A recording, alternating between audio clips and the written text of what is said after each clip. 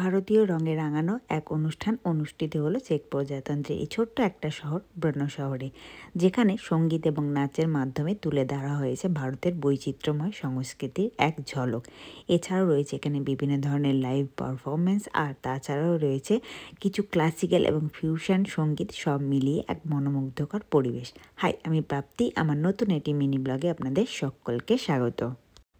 কিছুদিন আগে আমাদের এই ব্রনো শহরের জেলনিত্রাতে অনুষ্ঠিত হয়েছে একটি উৎসব, যা ভারতীয় খাদ্য, পানীয়, সঙ্গীত, ঐতিহ্য এবং সংস্কৃতিকে তুলে ধরেছে, এবং তার সঙ্গে রয়েছে বিভিন্ন ধরনের অনুষ্ঠান, এবং অতিথিরা এখানে আসল ভারতীয় স্বাদ যাতে অনুভব করতে পারেন বা ভারতীয় সংস্কৃতির সাথে পরিচিত হতে পারেন, সেই জন্যই কিন্তু আয়োজন করা হয়েছিল এক উৎসবের, যা ইন্ডি ফেস্ট নামে পরিচিত।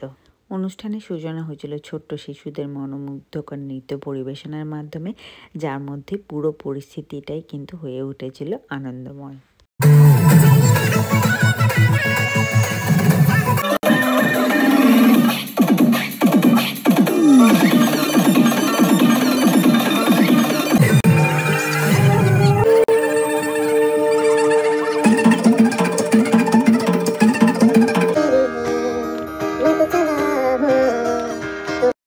ছোটদের পরে কিন্তু মঞ্চে এলেন বড়রা।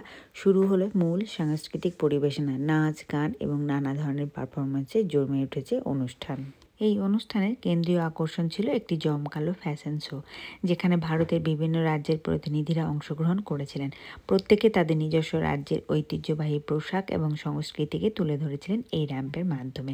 পাঞ্জাবের প্রাণবন্ত রং থেকে শুরু করে কাশ্মীরের রাজকীয়তা, রাজস্থানের ঘাগরা চোলি থেকে বাংলার শাড়ি, সব মিলিয়ে যেন ভারতের ক্ষুদ্র প্রতিচ্ছবি ফুটে উঠেছিল এই ফ্যাশন শোতে।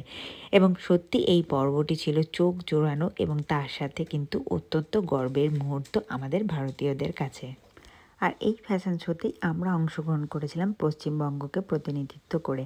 আমাদের পোশাকে, হাঁটার ভঙ্গিমায় আর সাজসজ্জায় আমরা তুলে ধরেছিলাম বাংলা সংস্কৃতির রং, ঐতিহ্য আর গৌরব। সত্যি এই মুহূর্তটা ছিল আমাদের জন্য ভীষণ গর্বের এবং স্মরণীয় এক অভিজ্ঞতা।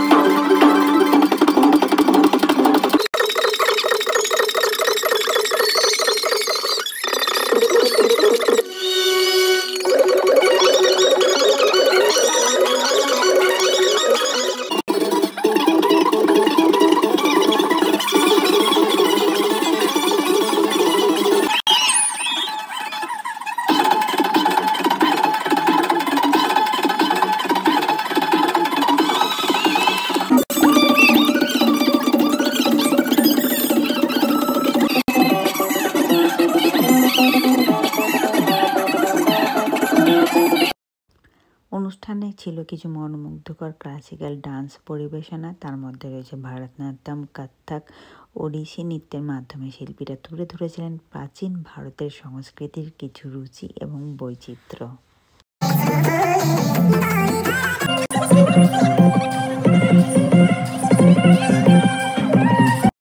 অনুষ্ঠানে অংশগ্রহণকারী প্রত্যেকের জন্য ছিল ছোট্ট এক আকর্ষণীয় উপহার। তাছাড়াও এই অনুষ্ঠানকে কেন্দ্র করে চারিদিকে তৈরি হয়েছিল ছোট ছোট কিছু স্টল, যার মধ্যে কিন্তু পাওয়া যাচ্ছিল বিভিন্ন ধরনের ভারতীয় খাবার, বিভিন্ন ধরনের ভারতীয় মশলা এবং বিভিন্ন ধরনের ভারতীয় স্ন্যাক্স, এবং তার সঙ্গে রয়েছে কিছু পানীয়।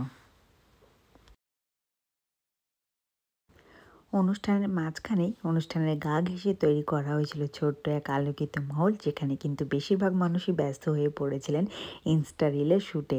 এছাড়াও আপনারা দেখতে পাবেন এই ক্যামেরা বা ফোনের সামনে মুখ গুজে এখানে কিন্তু কিছু চলছিল ইনস্টা রিলের প্রস্তুতি, যেখানে প্রত্যেকটা যে আমরা ফ্যাশন শোয়ে অংশগ্রহণ করেছিলাম, প্রত্যেকটা পার্টিসিপেন্টই এক এক করে এসে আমাদের এইখানে যে দর্শক আছে সেই দর্শককে এইখানে প্রণাম করে বা তারা তাদের নিজস্ব সংস্কৃতিকে তুলে ধরে এখানে তারপরে আবার যাচ্ছেন। সেরকমই একটা রিলসের ফটোশ্যুটের জন্য এখানে একটা অন্য একটা স্ক্রিপ্ট তৈরি করা হয়েছে, যেখানে কিন্তু চলছে ইনস্টাগ্রামের জন্য বিভিন্ন ধরনের ফটোশ্যুটের প্রস্তুতি।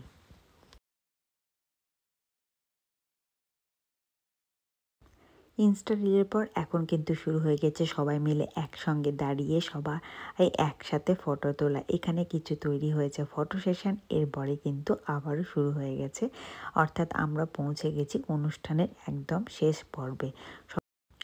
অনুষ্ঠানে অংশগ্রহণকারী ছাড়াও কিন্তু প্রচুর মানুষজন এসেছিলেন এই অনুষ্ঠানকে উপভোগ করার জন্য। এই অনুষ্ঠানের একদম শেষে কিন্তু ছিল ছোট্ট বাচ্চাদের একটা দুর্দান্ত পারফরমেন্স, যেটা ছিল কিন্তু পাঞ্জাবি ডান্স।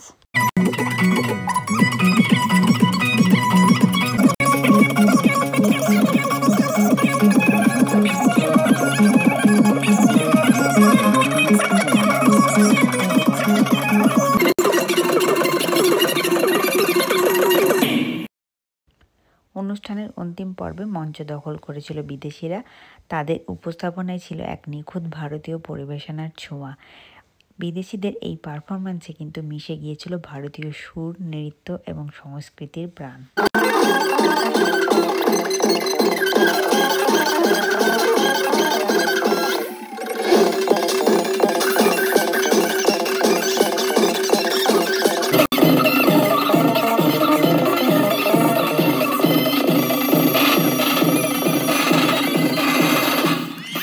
অনুষ্ঠানের শেষে দর্শক থেকে শুরু করে পার্টিসিপেন্ট প্রত্যেকের জন্যই ছিল কিন্তু দারুণ এক চমক, তা হলো ডিজে পার্টি। ছোট থেকে বড় প্রায় প্রত্যেকে এই আনন্দে একসাথে মেতে উঠেছেন।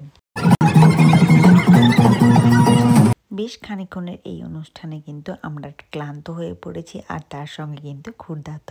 তাই ক্ষুধা নিবারণের জন্য পৌঁছে গেছি আমরা ছোট্ট একটা রেস্টুরেন্টে, যেখানে পাওয়া যাচ্ছিল বিভিন্ন ধরনের ফ্লেভারফুল পিৎজা। এইখান থেকে আমরা আমাদের পছন্দের 2 ধরনের ফ্লেভারের পিৎজা অর্ডার করে ফেলেছি। একটা ছিল ভেজ এবং অন্যটি নন ভেজ। পিৎজা খেয়ে এবার কিন্তু আমাদের বাড়ি ফেরার পালা। Follow for more updates, by.